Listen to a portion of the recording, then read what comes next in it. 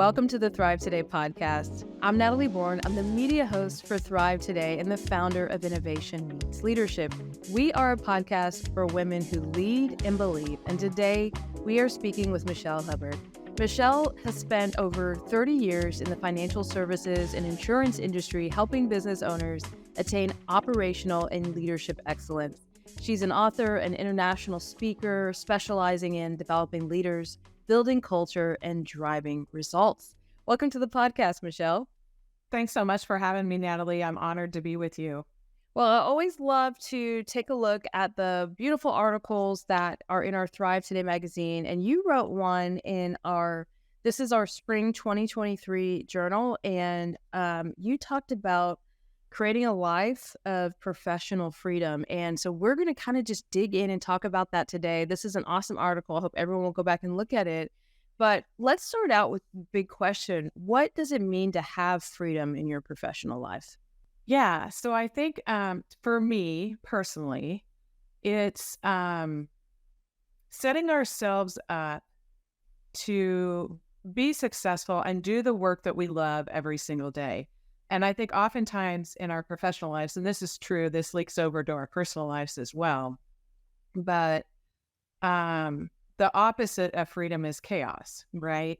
So I think we feel like in our professional lives, we're victims of chaos, when in fact, we're choosing it and creating it ourselves. And so freedom to me is all about having the right framework in place, really managing our time well, using systems and processes so that it frees us up to bring the best version of ourselves to the work that we do every day.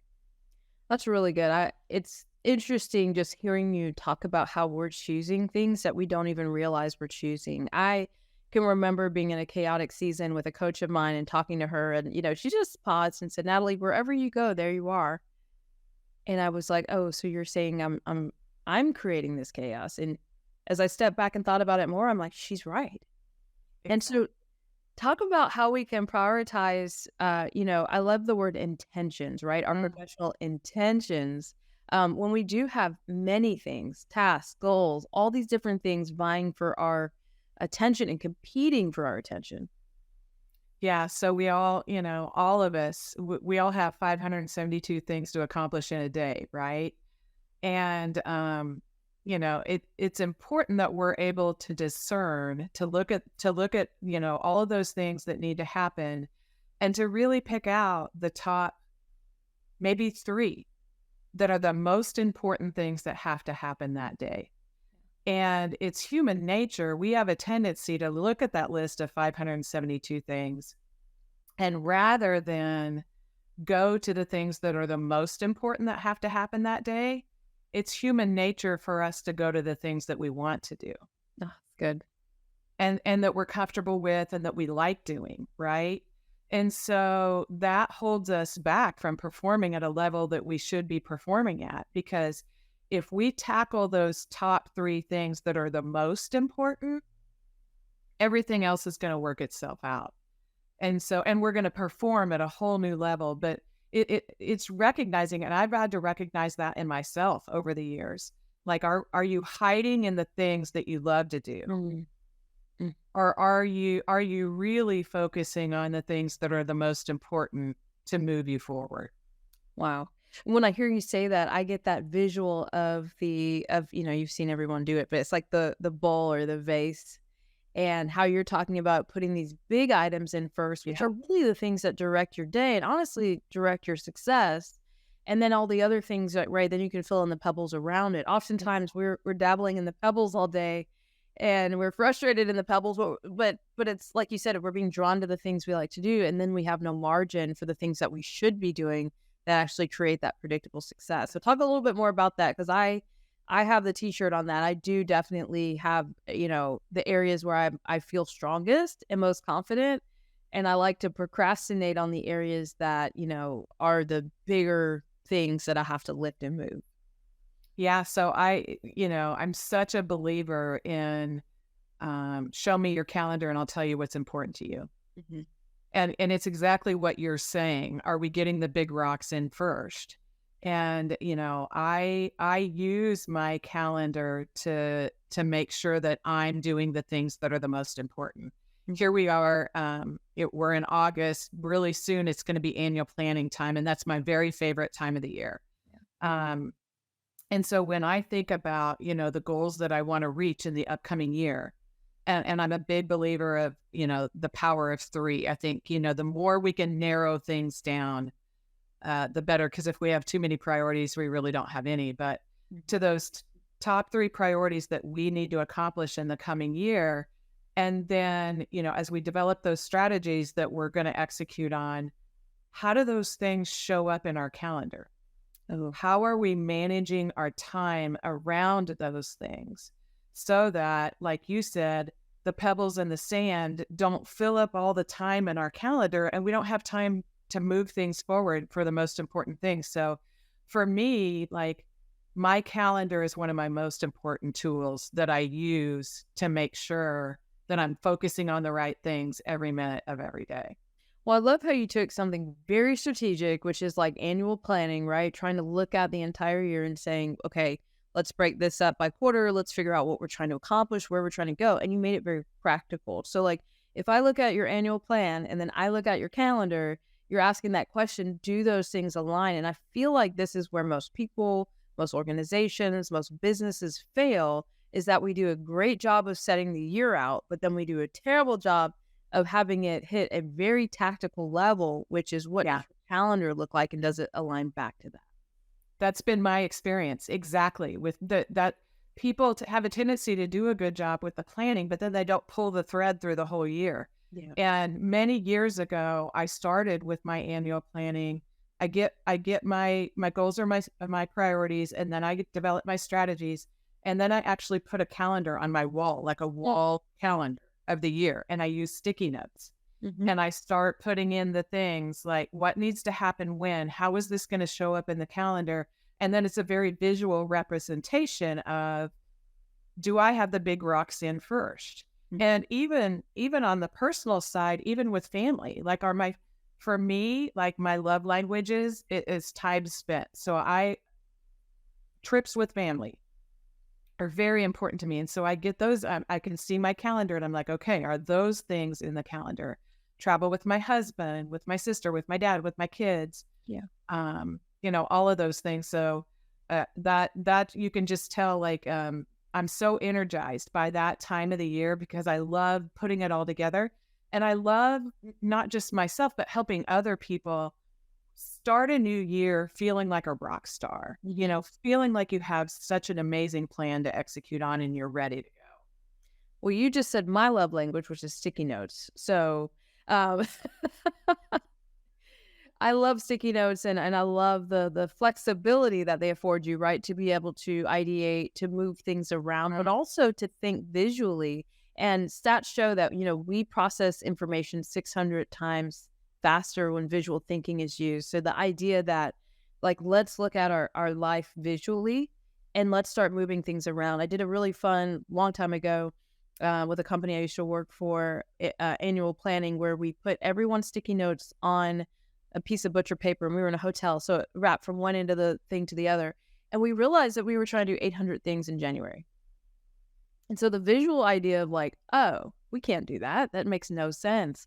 There's something really beautiful about what you're saying about getting yourself to look at things visually, think about things visually. And then you're also doing this thing that a lot of us don't do, which is plan. You're planning it out. You're literally mapping it out.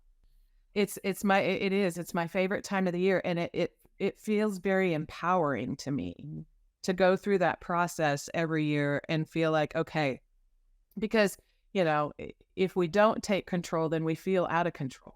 That's right. And so it feels very empowering to me to go into a new year having had everything very well thought out and planned out.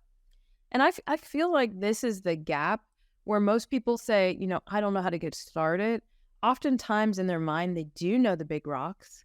They just don't know how to break those big rocks down into smaller bite-sized pieces. So this helps you do that. Like, this helps you to think about it, and it's really brilliant. I'm gonna adopt that. I think it's really, really a great way to kind of look around the room. I do it for other people, but I've never done it for myself. That's weird to say, right? We sometimes don't eat our own dog food. So true. Yeah, well, talk a little bit. I liked your article. You talked about, positive workplace culture is essential for professional freedom, right? Like when we talk about this idea of professional freedom, unpack how a positive workplace culture leans into that. Yeah. So I think first intuitively for me early on in my career, I knew that if I didn't control the organization that I was in, so if I wasn't in a leadership position, I could at least control my corner of it Okay. and the culture in my corner of it and the energy that I was bringing into the organization and making sure that it was positive and productive. And so rather than me being influenced by whatever was going on around me, I was going to be the influence Mhm.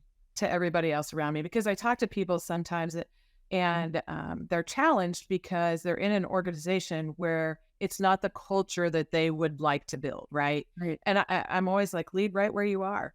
Mhm. Be a leader right where you are and bring the right energy, bring the right intention, invest in yourself. So many people, Natalie, go through their whole lives waiting for somebody to develop them or invest in them. And one of my biggest beliefs is we are all in charge Yeah. of our own professional development. And we have to invest in ourselves first and foremost. Wow. And it's one of those things, and I said this earlier, that it doesn't just impact your professional life, it impacts your personal life as well. Mhm. Mhm. And so making sure that we're investing in ourselves, keeping ourselves in the right mindset so that we're bringing that positive energy into the organization that we're in. That's so good. There's something that I've learned maybe throughout my life, and I was curious how you would react to this. I really strongly believe that you cannot demotivate people, or you cannot motivate people rather. You like people really come self-motivated, right? They come with this engine in them to do things or to be successful, but you for sure can demotivate people through the culture, through attitudes, through how people are treated. How do you in an environment where people are frequently being demotivated and you're kind of the person trying to the glue of the team trying to hold it all together, how do you care for yourself when I mean, that can be a very frustrating thing, and, I talk to people all the time that are in cultures that are very frustrating to them, right? Cultures that, "Hey, I wish I could affect change," and I love what you said, which is, like, lead in your corner, but how do you go back and keep yourself out of the fray of all the craziness Yeah, that's going on? it's such a good question. And we can't fill other people's buckets if our bucket isn't full.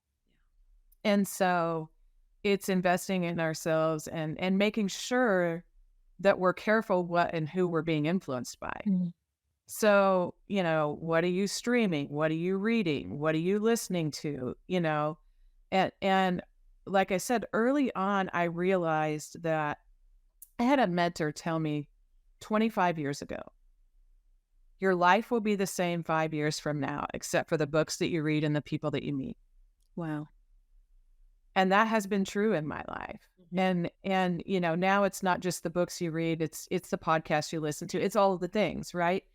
But it's making sure that you are reading, listening to, exposing yourself to things that fill your bucket and make you a better human being, because then you can bring that into your organization, you can bring it into your family, Yeah. to help others be a better human being. But I think when our buckets are full, we're a lot more apt to be on a mission to fill other people's buckets and to help them along in the process as well. That's so wise. I love the way that you're talking about this because one, I think it creates this idea of extreme ownership. Like Mm. it's not that life is happening to you. You are in control of how we respond, what we're reading, how we develop ourselves, all these things that help us to rise above maybe the frustration of the situation you may currently find yourself in. Exactly. But in addition to that, like I just think, when you talked about the books that you read, I remember a season where I worked in a very tough culture, and I used to, like, wake up every day and say, "I hate my job," and I was like, "Okay, we gotta stop this because 'cause I'm just" it's like the sabotage cycle, and I'm just riding it, right? Yeah. And so I remember for a season, I had to start doing, Dr. Caroline Leaf's Who Switched Off Your Brain. So every day I would wake up, write down my negative thoughts. Okay, when I think that negative thought, what thought am I going to replace that with? What, maybe it's from Proverbs or Psalm or the Word of God somewhere. What am I going to replace that thought with? And I had to start doing that almost every day because the environment that I was in, I didn't love it, right? And I wanted to change, but I knew I first had to change me. Like I had to look in the mirror first, and I didn't want to be a product. And we can very easily do that. Like we can allow the storm around us to get inside of us. And so once it's inside of you, like you are, like you said earlier, you're no help to anyone. Well, and are you being influenced or are you the influencer? And I love what you said because it is sometimes we're into, when we own the organization, we get to set the tone, we get to set the culture, and that's amazing. But that's not true throughout our lives. I mean, there are seasons where we're part of an organization, and so it's really, back to that idea of just being careful what and who you're being influenced by, and bringing the best version of yourself, being the influencer rather than being influenced by those, that negative culture, those negative emotions that are around you. And, something else is we see what we look for.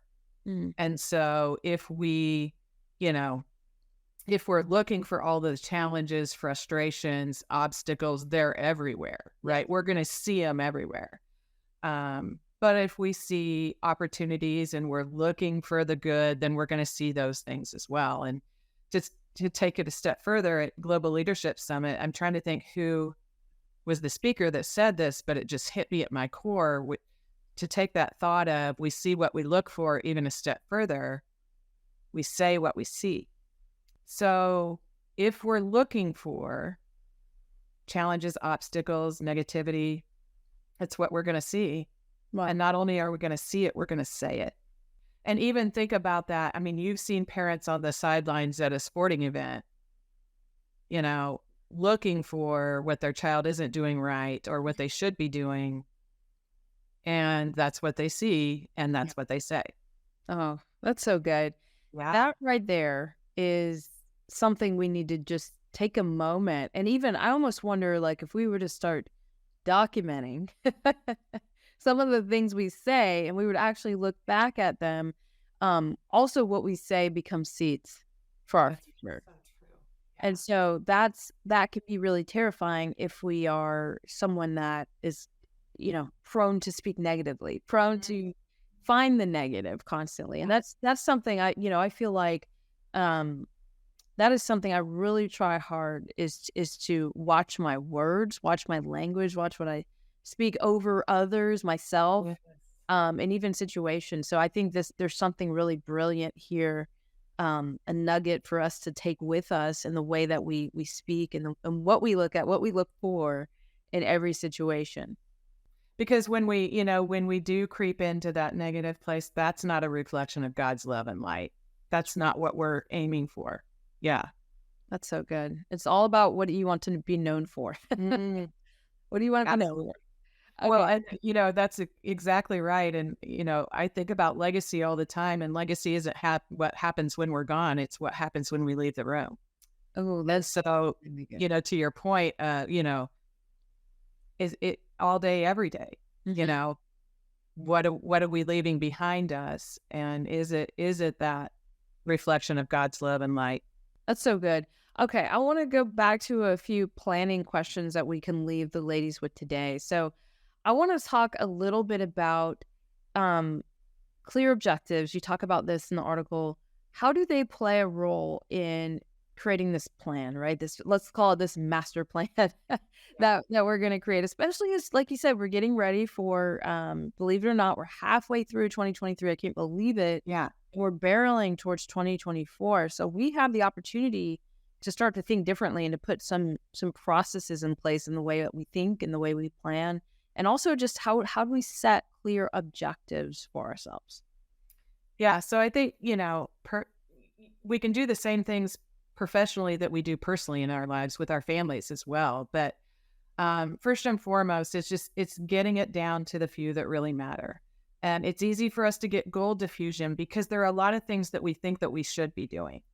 And we can wind up with a list of 15 or 20 things, right? And that's not reasonable. And so I like to go through a process of like keep, kill, and combine. So if you have a list of like 15 objectives, what are the ones that you need to keep? What are the ones that you can take off the list? And what are the ones that really we're saying the same thing a different way? So we can actually combine them. And so just really getting it down to those few. And then like we talked about with the planning, starting to get it, into the strategies, into our calendar. And one of the things that I like to help people with in my coaching that I do is, people say all the time, yeah, but I don't have time. Mm-hmm. I don't have the time to do that. And that's not true. What they're really saying is I don't have control of my time. Yeah, that's right. Because we all have the same amount of time, Mm-hmm. right? And so what they're really saying is I don't have control of my time. And so then really, really going through that planning process to think about, okay, what would it look like to have control? Mm-hmm. And if something comes up, let's not say that we don't have time. Let's just say that's not a top priority for me right now, right? Because clearly if it was a top priority, we would make the time for it. We would have the time for it. But you know how much more intelligent you sound when you say that's not a top priority? You know what I mean? Like you kind of level up and now people understand what is and isn't a priority to you versus saying like to me, I don't have time sounds like you're not managing your time well. But when That's right. something's not a top priority, that shifts into a different lane completely. And now you sound like, oh wow, you're prioritizing, you're thinking through, you're strategizing. It takes you to a completely different stratosphere, in my opinion. That's right. And not only to the person that you're talking to, but the way you process it internally and the way you feel about it. That's so good. I don't have time says I'm not in control. It's not a top priority for me right now says I'm very much in control and I know what my priorities are. That's so good. I've this has been so profound. Okay. I know we're almost out of time, but I want to get to this last one. Let's leave it as your final thought. Okay. What is talk a little bit about how you can develop a well-defined process for achieving success is kind of your final thoughts today. Yeah. So I think it all goes back to what we were talking about with annual planning. So getting those goals identified, getting the strategies that correlate with the goals, getting them into our calendar. And then for me and organizations that I've led over the years, it's all kind of the magic of the execution comes in the weekly team meeting and having a weekly scorecard. So it's dialing everything back to that weekly execution, like literally what has to happen every single day for me to move towards this goal. And so dialing it all the way back and then having that accountability piece of a weekly team meeting where we're going to check in and say, okay, this is what needed to happen. This is what actually happened. Is there a gap? And what are we going to do next week to adjust moving forward? So, because oftentimes with planning, Natalie, people get a quarter down the road, a quarter, before they even realize how far off track they are. Right. We don't have a quarter to waste. That's right. Like life is short, right? And so that weekly team meeting and that scorecard to check in and go, okay, and it's never going to be perfect. There are going to be weeks that we're off track, but we're not going to lose a month or a quarter or 6 months before we realize that we need to adjust, that we need to correct course and get back to what we know needs to happen every single day to move us closer to our goals. This has been so powerful. I feel like we could spend another 30 minutes talking about this topic. How can people find you and follow you? Where do you want them to find you? Because I'm just going to put a plug in. I've started following Michelle and it's been awesome. She is so smart, wealth of information, as you've heard from this podcast. So help us follow you right after we listen. Yeah, thanks so much for that. So I would love to connect with everybody on LinkedIn. So find me on LinkedIn, Michelle Hubert. I'm easy to find. MichelleHubert.com. I've written a book, Living with Purpose. And so if you'd like more information on that book, workbook, video masterclass series that I'm super proud of. Talk about a growing opportunity. But would love to have you check into that as well. So would love to connect with you on LinkedIn. I'm on Facebook, however you want to connect. That's so awesome. Well, thank you so much for your time today, Michelle. And I'm going to go back and listen to this again and take notes because everything you say, there's just so much wisdom and just action even in what you're saying. So thank you for sharing with our community. And this has been so awesome. Thanks so much, Natalie. I'm honored to be with you, follow you as well. And so look forward to continuing this connection. Awesome. Well, ladies, if you haven't taken the time to get in the community, let me ask you a question. What are you waiting for? We want you to head over to thrivetoday.com and join our community and be with a group of like-minded women who lead and believe. Well, we'll see you next time, and don't forget to thrive.